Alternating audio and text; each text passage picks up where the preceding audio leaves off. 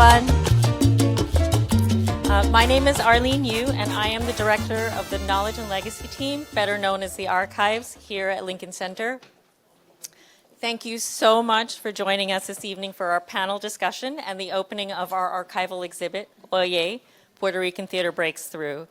The exhibit was curated by Al Bland and is just around the corner there. I hope you'll enjoy visiting it and will tell everyone you know about the chance to learn a little bit more about Puerto Rican theater in New York City. I'd like to begin by acknowledging my colleagues on the advocacy team who are sponsoring tonight's event.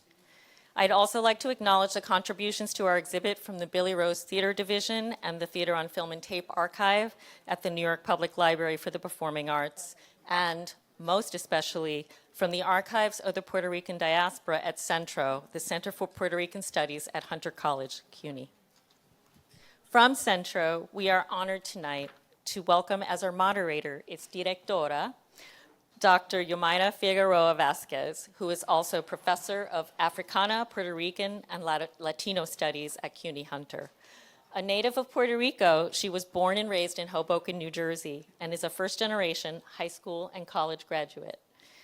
Dr. Figueroa Vasquez earned her MA and PhD in Comparative Ethnic Studies at the University of California, Berkeley, and her BA in English, Puerto Rican, and Hispanic Caribbean Studies and Women's and Gender Studies, what a mouthful, at Rutgers University. Prior to joining the faculty at CUNY, she was Associate Professor of Global Afro-Diaspora Studies in the Department of English at Michigan State University. Dr. Figueroa Vasquez is the author of the award-winning monograph, Decolonizing Diasporas, Radical Mappings of Afro-Atlantic Literature, and has published widely in numerous journals. Please join me in welcoming Dr. Figueroa Vasquez, as well as our panel members,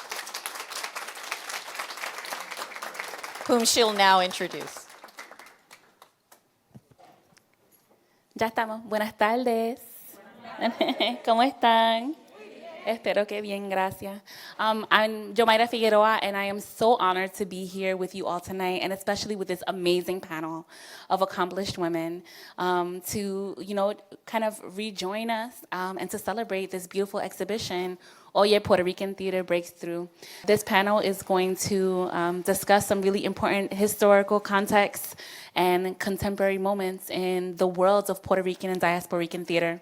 Pero antes de eso, vamos a presentar a las panelistas. So I'm going to present the panelists to you all. So, Dr. Virginia Sanchez Corol, right here. Eso sí. Is a historian, creative writer, and holds a PhD from the State University of New York at Stony Brook. Throughout an extensive and exemplary academic career, I would add, she has documented the Puerto Rican and Latino experience in the United States. She focuses primarily on community development and women's diverse roles from the 19th century to the present.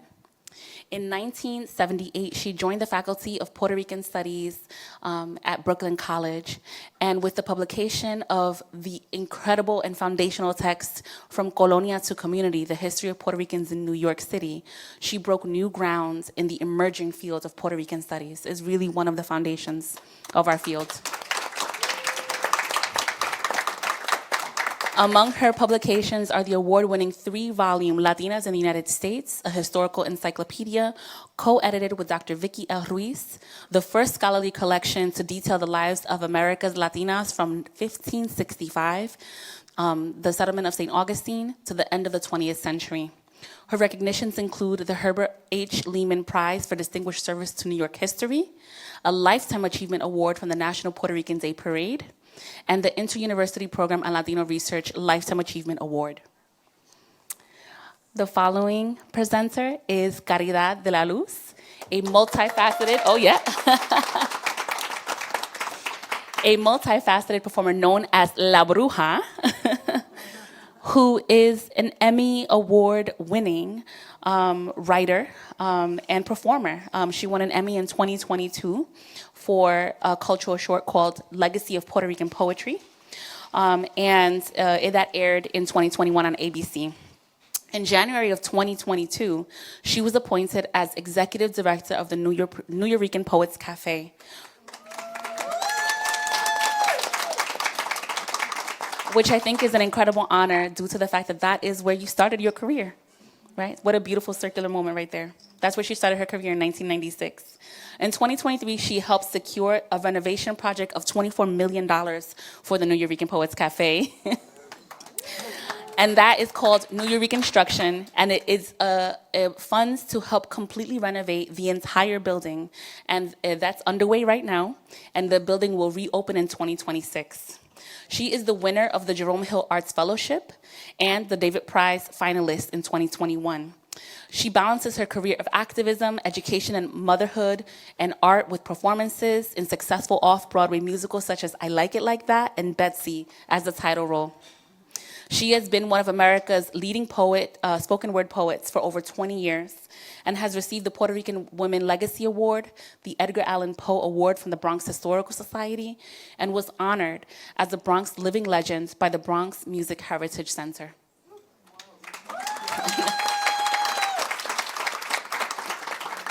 Thank you. And last but certainly not least, in the slightest, Dr. Karen Jaime, who is... I love this love, not for nothing. It makes me so emotional to see all these people get like all their flowers and awards. Oh my God, I'm gonna cry. Okay. Is Associate Professor of Performing Media Arts and Latina Studies at Cornell University.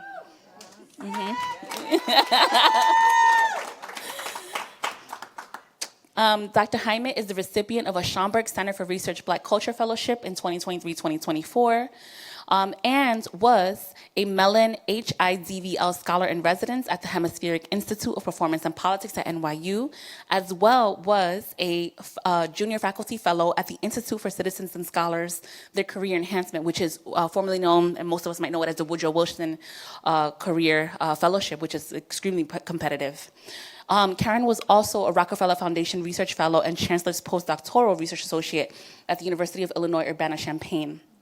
Karen has an award-winning book called The Queer Nuyorican, Racialized Sexualities and Aesthetics in Loisaida, published by NYU in 2021. And that book argues for the re-examination of the Nuyorican Poets Café as a historically queer space, both in terms of sexualities and performance practices. Her critical writing has been published and or is forthcoming in journals such as Women in Performance, Hemisférica, Small Acts, ASAP Journal, Transgender Studies Quarterly, Performance Matters, and QED, a journal on GLBTQ world making. Karen is also an accomplished spoken word performance artist who serves as a host and curator of the Friday Night Poetry Slams at the Nuyorican Poets Café from 2003 to 2005. Yes, thank you.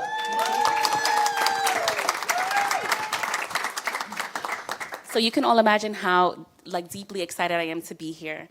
And I want to start with this question, which is to kind of situate all of us together in this place. Can you share with me a little bit about how you come to the work that you do, how you've come to the world and work of Puerto Rican and Nuyorican theater and performance? How has performance and theater shaped your life and your life work? I'll start with the easy one. Yeah. Anyone? Well, that's a really interesting question because my work begins because I was basically invisible. I was Nuyorican, born and raised, invisible in the books, invisible in the curriculum. There was nothing that our people did that merited any type of recognition. And so in order to look for the place where we belong, as I matured, I began to look for that history. And that's what actually led me not only to a history of community, but a history also of the contributions that Puerto Ricans have made to New York City since well before the middle of the 19th century, and to begin to piece together the role of women within that community. And then, after doing that, to see all of the tremendous changes and the tremendous contributions that we continue to make So that was one of the first, that was why I came. I wanted to find out who we were.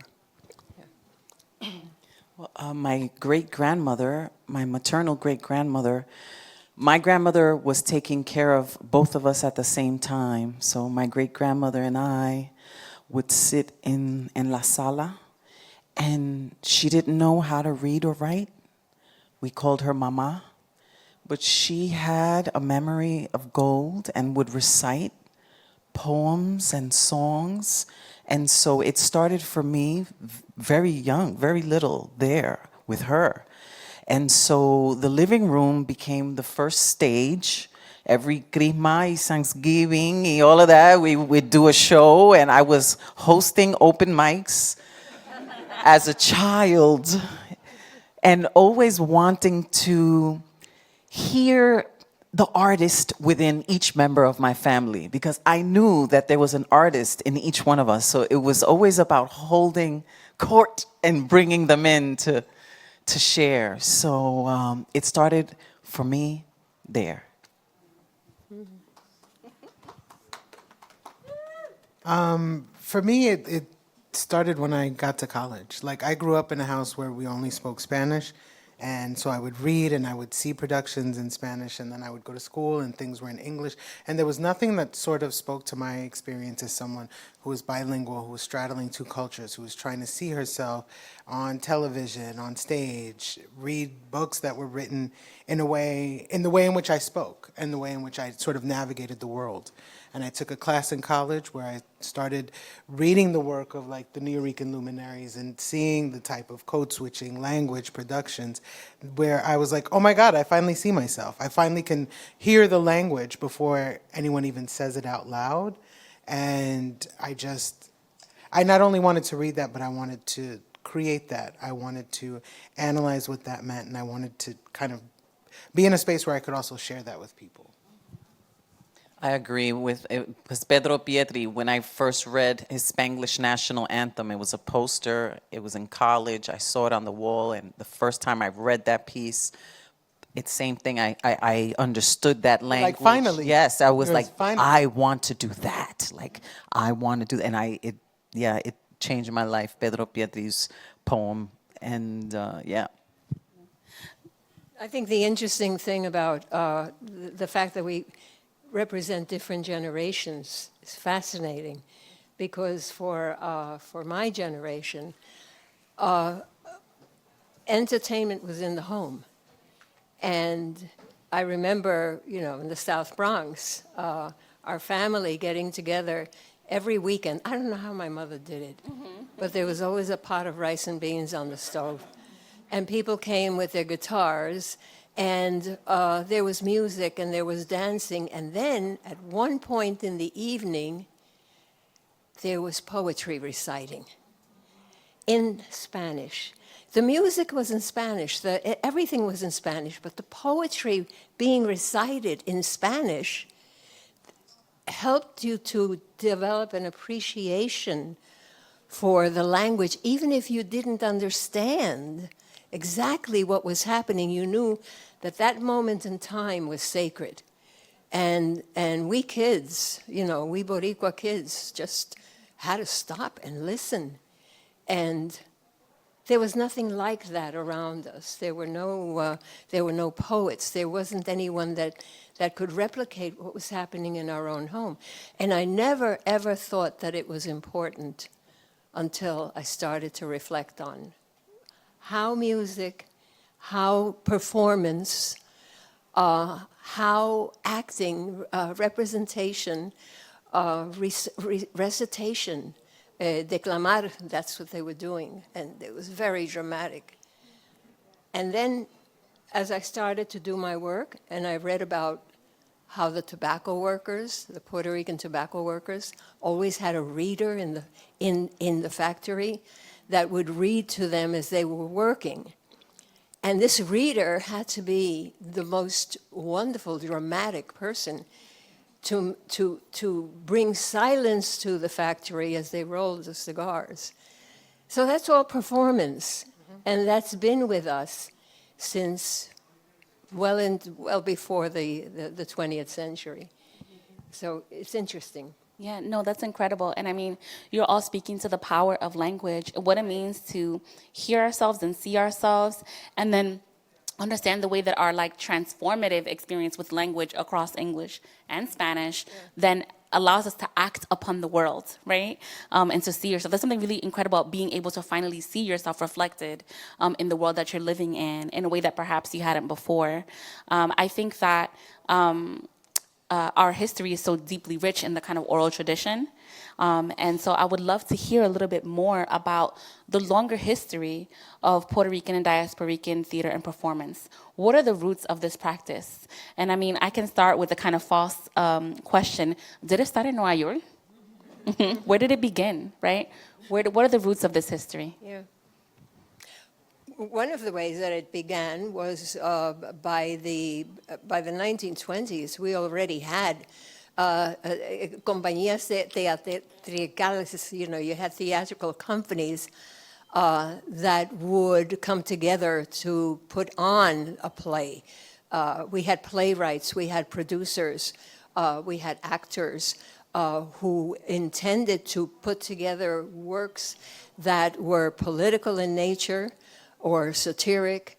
There were, and because New York was New York, the Latino population, the Hispanics, the Spanish-speaking population was diverse. So that you would have not just Puerto Ricans, but you would have Cubans and Spaniards and Venezuelans and Mexicans, and they would all be in this enterprise together. And the plays that they would put on would be light comedies, zarzuelas. They would put on drama, they would put on blackface. They would do minstrel shows. All of these venues were meant to either politicize issues or criticize the government of Puerto Rico or advocate for independence of Puerto Rico. And this was very, very early on. And the companies were many, and some of them were headed by women, which was remarkable at that point in time, given the role of women in the 1920s.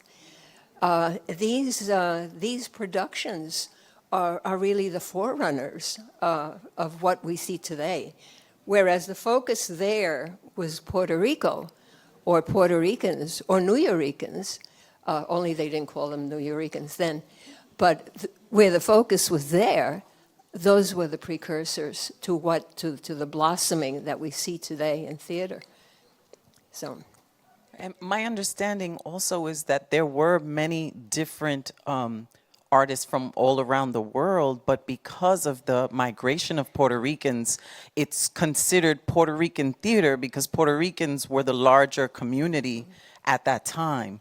But the influences were African, they were Spanish, they were, you know, the diaspora, the Caribbean, Cubans, Dominicans, like everyone was coming together to create. But my understanding is that it was considered Puerto Rican theater because of that large migration, which brought my family here. So I'm first generation born in New York, but my family was born in Puerto Rico, and that migration came about because of colonization and because the military bases took over the land where my family was living in Aguadilla. And so it wasn't that they wanted to come here for a better life, it's that really they were facing what we're still facing today. Yeah. That displacement, the constant displacement. Right. And it's also about making yourself seen and known in the place that you have been either forced or voluntarily migrated to, right? Making your mark in that world. And a lot of that orality, the oral tradition comes through that, right? So as you had noted before, it comes from a much longer oral tradition, also comes from the history of the lectores, right, in the tobacco factories, y un sinnúmero de otras cosas, right? Even our own history as a formerly very Catholic nation, right? The rezando, the reading of biblical passages, all of that, right, forms part of the way that we engage in and speak our languages. I remember as a child, and you noted in my bio that I'm a first-generation high school graduate. My parents studied to the 3rd grade and 8th grade. But as a child, poetry was all in the house, right? It was a very literate and really exciting household to live in, because it was poetry being recited and biblical passages being recited, and the little kids were expected to also recite with the same passion and fervor as the adults. And so all of that is the kind of mark, right, with which we step out into the world and try to make spaces for ourselves. And that is a very long and rich history that is not just 20th century, but like 500 years and more, right? And so I do have a question about about identity and body politic, right? What have women and queer folks, and how have they, what have they done and contributed to this world, and how have they helped shape the worlds of Puerto Rican theater and performance?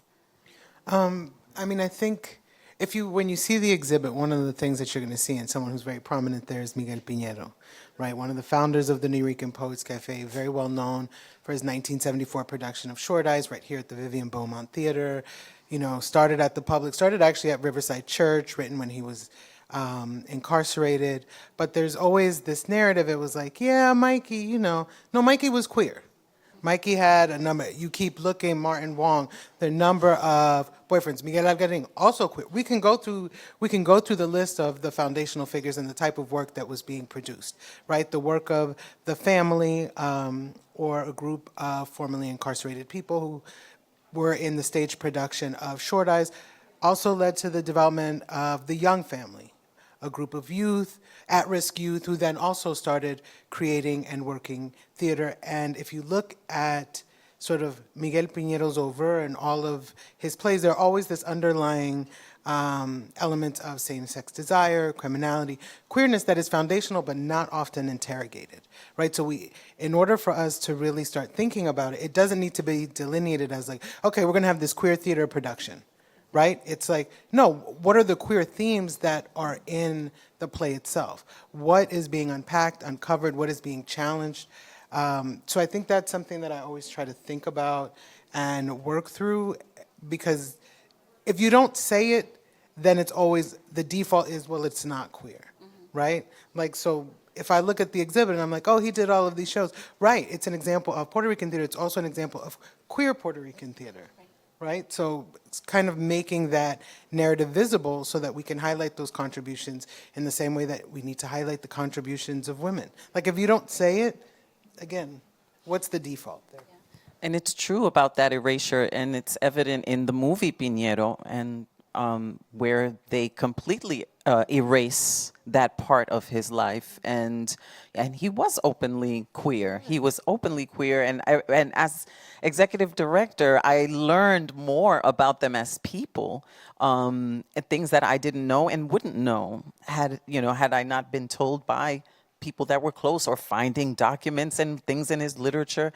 And what I found fascinating about Short Eyes is that it's prison culture, and it has like the dynamics of homosexuality within the prison system. But I was thinking about the things I learned about Piñero and how that was the first Nuyorican play to come out and be, turned into a movie and be put on Broadway. And if you haven't seen this story, I mean, It's not an easy watch. it's not an easy watch. It's an on uplifting YouTube. story. Yeah, I mean, it has rape, it has death, it has, molestation. Short Eyes comes from the term, I believe, short heist, which was Spanglish-fied because they couldn't say heist, so they thought it was eyes, so then it turned into Short Eyes, which means, you have, like, what I interpreted was like short, you have eyes for short people, small, you're a pedophile, basically.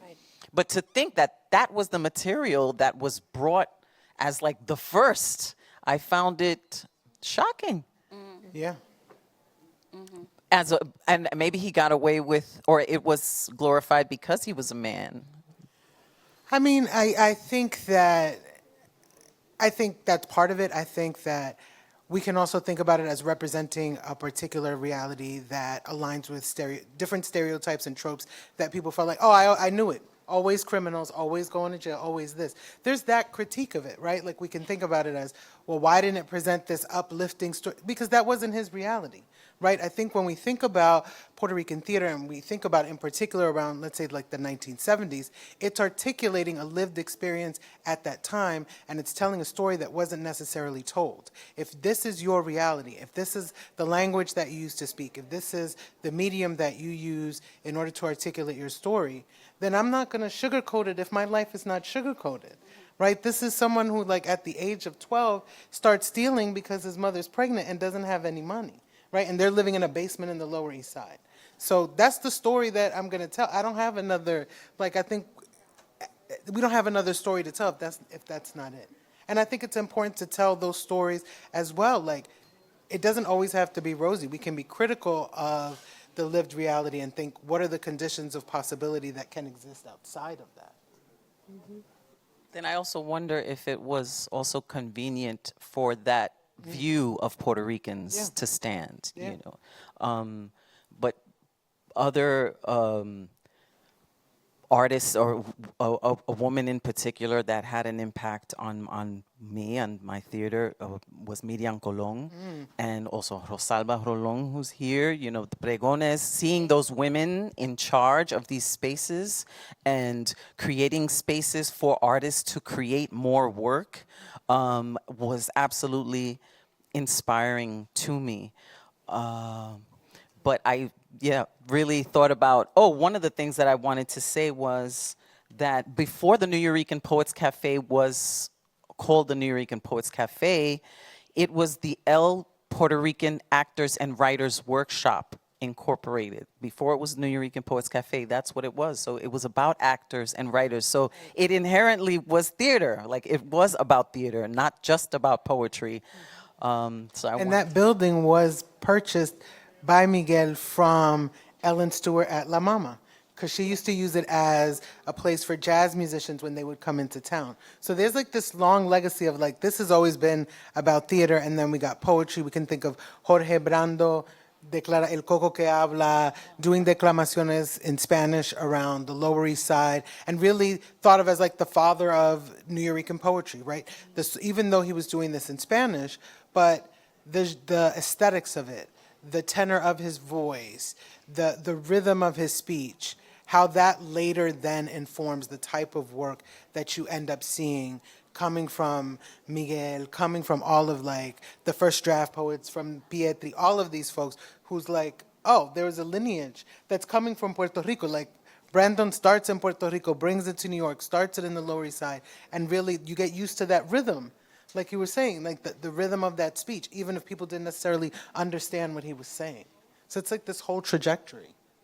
I was, in doing the research, I remembered a conversation that we had taped with Miriam Colón and Eva Vasquez, who wrote the book about pregones. And I was never as aware of how difficult it was for our artists and our entrepreneurs to actually put on a play, to actually create theater in an environment that often was very limited, in an environment where money was key and they were the last people online to get any kind of funding for the work that they were doing. And there's a conversation that I was looking at the other day on tape between Miriam, recounting, telling the story of after she had put together the Puerto Rican Traveling Theater, and La Carreta had become, such an important vehicle for that venue. And she tells the story of how Rosalba came to her one day and said to her, Miriam, you have to come. You have to come. We're going to I'm taking you to the Bronx. We found a place. We're going to buy a building. It's going to be wonderful. This is the woman who created Pregones. And Miriam went to the South Bronx to see the theater. And in the story, she says, oh my God, it was awful. It was this horrible white building. There was so much work to be done, and Rosalba was saying, isn't it wonderful? Isn't it great? We're going to have the theater here, and downstairs is going to be the building place, and we're going to have studios for the writers' rooms, and we're going to, and she's, up in this cloud envisioning it, and Miriam says, and after she actually got the building and did all of the things that she said she was going to do, it was beautiful. It was one of the most beautiful spaces in the Bronx. But that if anyone had asked her to do it again, she would never, ever, ever mount Puerto Rican Traveling Theater at that point. It was what kind of passion, what kind of calling do you have to create art for future generations? What could be greater than that? And to tell it as it is, not to sugarcoat it because you can't say this or you can't say that. And amazingly, the women in our community, including you, Cari, there you are front and center in this movement of theater. I think of back in the 1919s, 1920s, Erasmo Bando, who created some of the earliest theaters, companies theaters, and he does wonderful work, and we know what he did. We can research it. What amazed me was that he married twice, and he married women who were formidable entrepreneurs themselves and actresses. The first one was Anita Velez Mitchell, who some of you may remember, and his second wife was Emily Vando, who was also involved with him in the Nationalist Party. But the work of women has to be recognized because I guess they just struggle to do it, and they do it right. Absolutely. I'm thinking about, like, each one of you has brought in some really beautiful, like, gem of a story, and that has made really clear that women and queer folks have always already been part of this world, right? It's not in addition to, it's always a constitutive element of creating this work and possibilities for people to see themselves in one another. The other thing is about the kind of controversial art, right? The idea that Puerto Rican art, we do have a history of struggle, but that doesn't mean that our art and our performance and our theater needs to be aspirational. It can also reflect this actual lived experience of struggle. It could do many other things as well, but what good is art if one can't see themselves truly represented, as painful as it might be sometimes? But then we also know there's all these other possibilities, right, that open up in that place. And I'm thinking about the world of the stage, right? And I wasn't gonna share this, but I was like sharing it with you guys in the back, thinking about the worlds of like the popular stage versus the kind of professional stage, right? How they say like the performance of the tarima versus the performance of the people. And I had mentioned in the back how it reminded me a lot of Ngugi wa Thiong'o's book, Decolonizing the Mind, in the kind of lesser known chapter when he talks about the language of African theater. Specifically, he's talking about Kenya and the Kikuyu people and how their theater practices, their performance practices were always co-constituted by the community. That means that when a play was being created, the community was there just like you are here, and that folks would practice and talk, and the community would be like, no, we don't like that, don't say that, say this, right?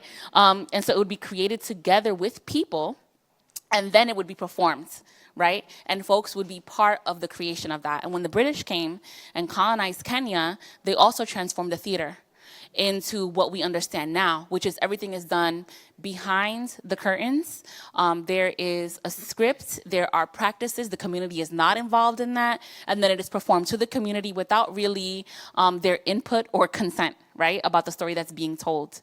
And there's something about the kind of transformative nature of the theater that we have created and also inherited. And I wanted to ask a little bit, so all that preface, excuse me for being a nerd. So all that preface to ask this question, which is, what is the role of popular art spaces, such as the Nuyorican Poets Café and other such places that exist throughout New York City and the diaspora, right? Versus other more professional staged, right, places, more professional theater. What is the role of these popular spaces? What do they do for us, and why do they exist? It's a safe incubation space where people can really workshop their ideas and actually use that model, share it with an audience and see how they react, what they say. And sometimes the founders were there telling you that sucks, or say this, or so that was the space where it was able to continue. And that's why it's been important for me. I started my career there on an open mic. No, I mean, having a platform, a mic for anyone to come and share their work and basically create careers, helping artists find a way to continue doing their work and making a living from that work is so important, because what it did for me. And it's one of the few spaces now that we actually can be political and entertaining and intellectual and all of those things, because obviously we can't really protest anymore without being militarized and swept away. It's the one place you can be a nacionalista and speak about independence for Puerto Rico and speak about racism and poverty and misogyny And there's access. And there's access, right. So it's an important space to be able to plant that seed, water it enough for it to then be able to be presented in a more professional theater space. But I want to say, I'm going to maybe push back a little bit. I think that it can be both popular and professional, and the difference for me, or the distinction for me, lies in access, right? If we think of the history of the Nuyorican Poets Café, the first shows and parties and everything that happened were $2 events on a Saturday night, where it allowed people from the community who maybe weren't going to go above East 3rd Street to be able to access art and to see themselves in a space that was like, this is actually a performance space. But it's still, I think that I don't mark the distinction between professional and popular in that way, right? Because I think a lot of what Ngugi's talking about is the usage of language to tell a story in a way that actually tells the story of the people, right? Like, not utilizing the colonizer's language to tell your story because it's unable to capture its complexity. I think that when we think about popular art and populist spaces, it really is about access, about the ability to be political in those spaces. It's about, I'm going to open up this space for communities that may not have the $100, but I'm going to give you a $100 show. Yes. You know what I'm saying? You're still going to get that. The history of Puerto Rican theater is one where it was always about politics and aesthetics, right? About diaspora, about back and forth, right? There's so much there. You mentioned, Virginia, you mentioned Miriam Colon before, and like one of the first plays that I read that I was like, oh my gosh, this is amazing, was La Carreta. Right, René Marquez' La Carreta. And it was a story where it's like, we're going to start in El Campo, we're going to kind of move towards industrialization, then we're going to move to the city, but the city's not all it's cracked up to be, right? Is that going to be the death of us? But it's not an indictment. And to think that, like, Miriam Colon then takes that and is like, Puerto Rican traveling theater, and bringing that to people, it's like, oh, okay, this is, my migration narrative is on stage. So, and that's why I loved going to the Nuyorican, because it was a place that was accessible, and I was able to interact with people that lived in the projects across the street. Then now it's the 24-hour building next door with the security guard. Gentrification sucks. But it's those people coming in and being able to say, oh, I saw something on stage, and I didn't necessarily have to leave my, like, art can exist in our communities as well. And That was a ramble. No, That was it's good. not a ramble at all, because I think it actually gets to the heart of it, which is Puerto Rican theater, right? And the popular theater and the theater of the people has transformed in and of itself the idea of what is professional or formal theater, right? That's where I kind of want us to get to, which is like, what has it done? It has really made us think about like, who is the theater for? Who gets to see it? And how that then becomes in and of itself the kind of formal theater of our people, right? In addition to the Broadway, right? Yeah. I wanted to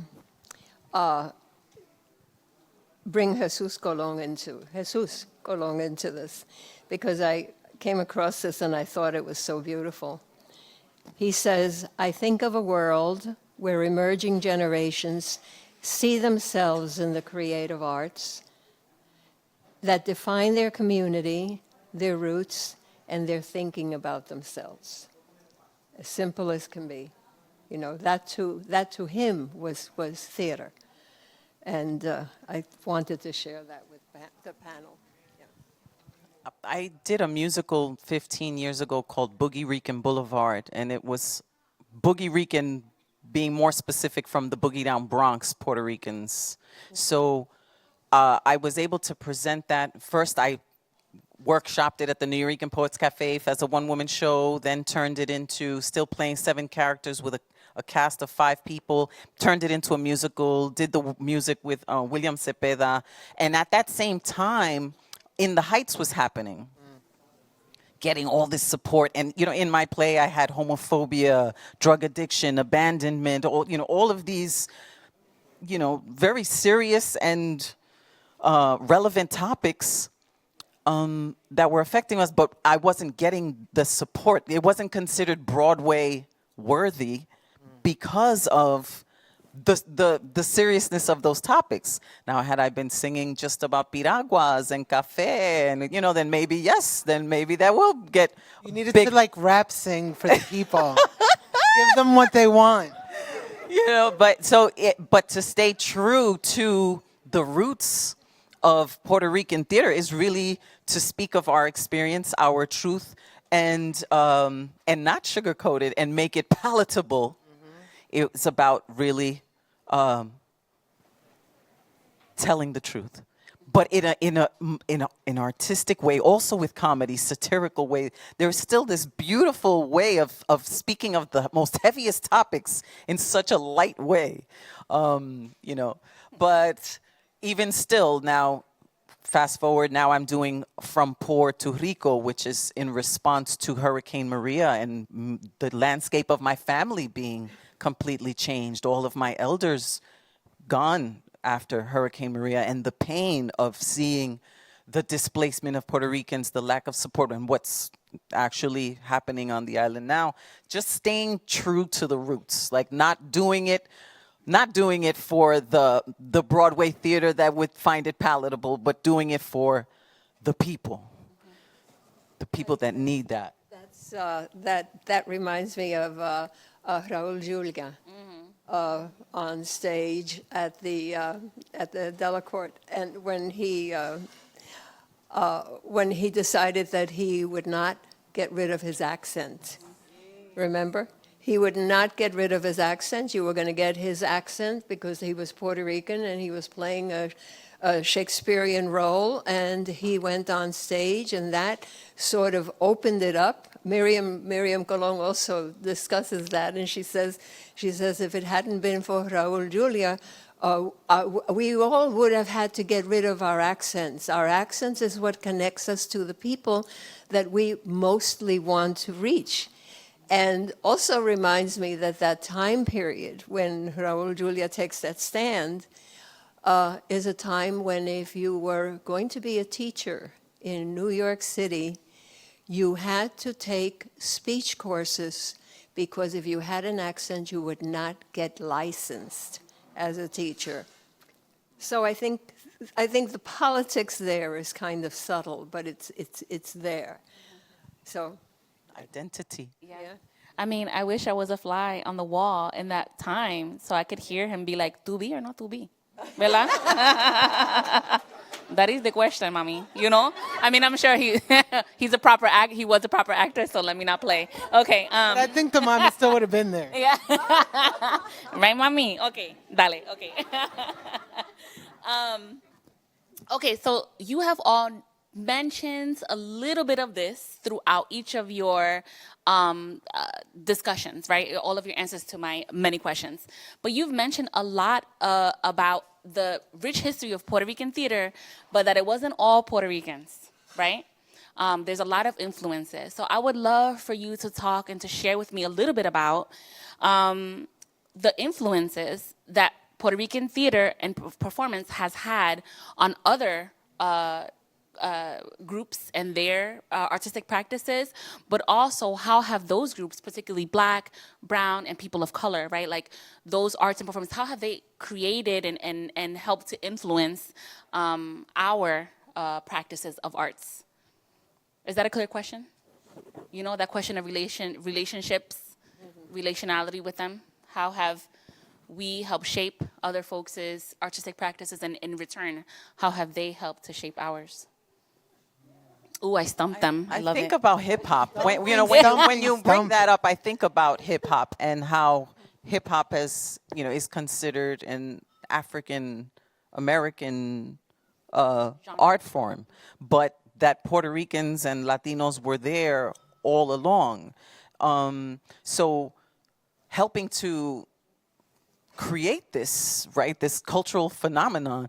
But I think about also practices of spirituality, like African spirituality, and indigenous practices, and how that has influenced the art that we do. And I don't know. I don't think I'm answering the question, but I No, know you that's are. what You I'm are. thinking Keep going. I about. think you're doing a great I'm job. somewhere. I'm on the pulse of something. Help me. Well, we're here. Estamos en la tarima, so we're practicing, okay? So, see, I mean, yeah, I think yeah. I'm not going to pinpoint, but I think that there is something about the usage of bilingualism in terms of spoken word poetry as a global genre, as in particular spoken word poetry at the Nuyorican Poets Café, in terms of it being an ethnically marked space, making it okay to code switch not just poetry, but in the performed, with the performed poetic voice. There's something to that. There's something to that, to how it influences the creation of theatrical productions. We can think of the International Hip Hop Theater Festival, right? There's a history there of that with Clyde Valentin and all these people. A lot of the people whose work you see there, like, how many of you watched The Bear on Hulu? I know somebody's watched this show. A couple of y'all have watched this show. Okay, so the person who plays the Latina, Liza Colon Sayas, her first show was Sister Supreme in the International Hip Hop Theater Festival, right? And now she's acting over here. Her husband was on Dexter on Showtime. There's a history of this conversation back and forth that often starts with poetry and the history of hip hop that I think we can interrogate. Mm-hmm. I'm also thinking about... Find it. We're pulling the thread. But I mean, you all have mentioned, right, like that it's Puerto Rican theater because we were so highly represented in the world, but that there were other groups of folks that were participating, right, and helping us to create this space. I'm also thinking about the deep legacy of women of color feminists who are also poets and spoken word artists coming together, Black, Puerto Rican, Indigenous, Asian, right? Like coming together in these really complex coalition building practices that included documenting one another and being with another, performing with one another as part of that history and that ethical political practice. And then I'm also thinking about Piri Thomas. I don't know if y'all remember that film that after Down These Mean Streets came out, he did a film with Gordon Parks, African-American filmmaker and photographer. It's called The World of Piri Thomas, where Piri is doing an entire, it's like a film where he's performing and speaking, right, the spoken word poetry about life in Spanish Harlem with all these it's like really experimental. Gordon Parks is, still not known quite yet as who he becomes, right? And it's this beautiful snapshot of this moment of this like Afro-Puerto Rican man and this African-American man suturing together these two kinds of art, the kind of vocal performance and then that aesthetic experimental visual to like say, this is the world that we're living in. And it's a really rough film to watch, but one that's particularly incredible. And it's also part of this longer history of constant collaboration, constant relation, right? We are never alone in creating these things. I think that's an important takeaway. No, I mean that always makes me think about. So there was the Nuyorican Theater Festival back in the early days, and one of the first staged readings of Ntozake Shange's For Colored Girls Who Considered Suicide was in that festival. That's right. There's a reason why she's thought of as a Nuyorican founding poet, and part of that is the work that she did there, and she would go back and do readings there. There's this dialogic relationship between different communities and the usage of the spoken word as an interactive experience, right? And a challenging of genres, right? You mentioned, the sort of the role of colonization in having us think about theater and performance within a particular Eurocentric framework, right? And the ways in which marginalized communities are like, no, I'm going to constantly push about that because your little box doesn't. I'm too big for your box anyway.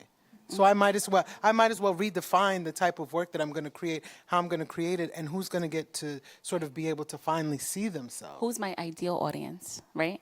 Right. Who I'm doing this for. I really love that. Yeah. I was thinking about that, the audience. I was thinking more in terms of the audience and remembering the Saturday Night Live skit about the Cuban mother whose son brings home a white girl. And there's this interchange between a Cuban mother, my God. There's this interchange between them that is recognizable to everyone. What is going on? And of course, the Cuban mother does not want the son to hook up with this white woman.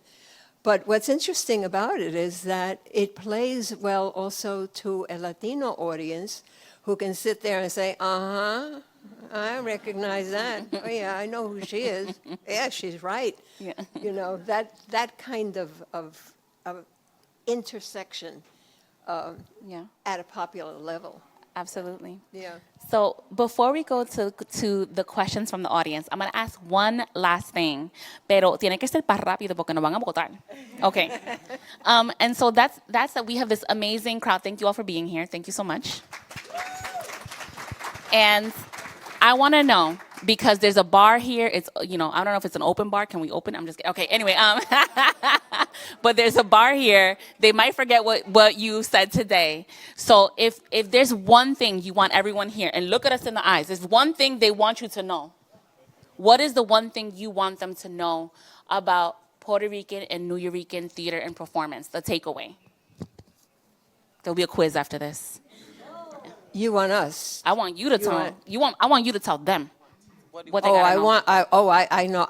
I know. This is what what I want you to know is that before Short Eyes, before the Nuyorican Poets Café, before Lin-Manuel Miranda, there was Puerto Rican theater in New York City.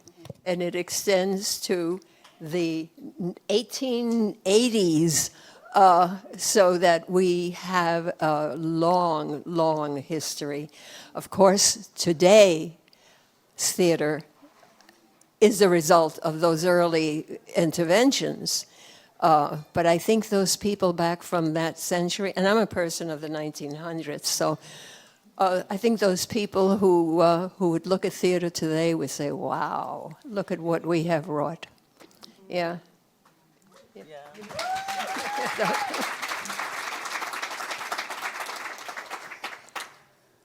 I hope that people will consider seeing theater in these spaces, Puerto Rican Traveling Theater, Pregones, Nuyorican Poets Café, to come and see theater, to really understand Puerto Rican culture, Puerto Rican experience, because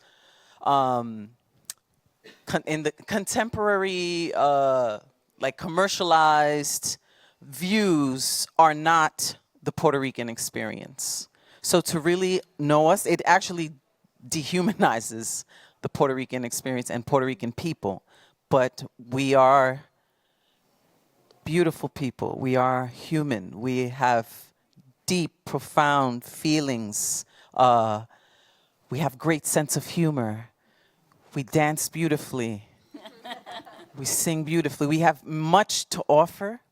And I would say to really understand us, please keep or start going to these smaller theater houses to experience the work.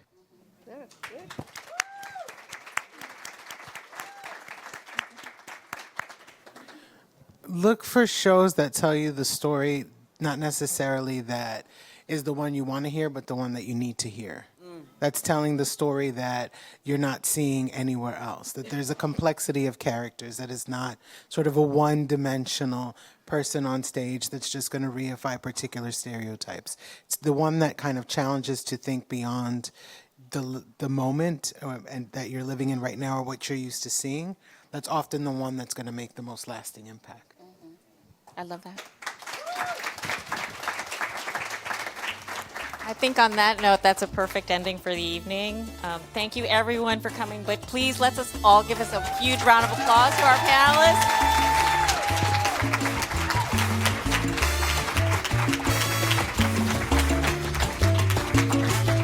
Thank you, and don't forget to check out the exhibit on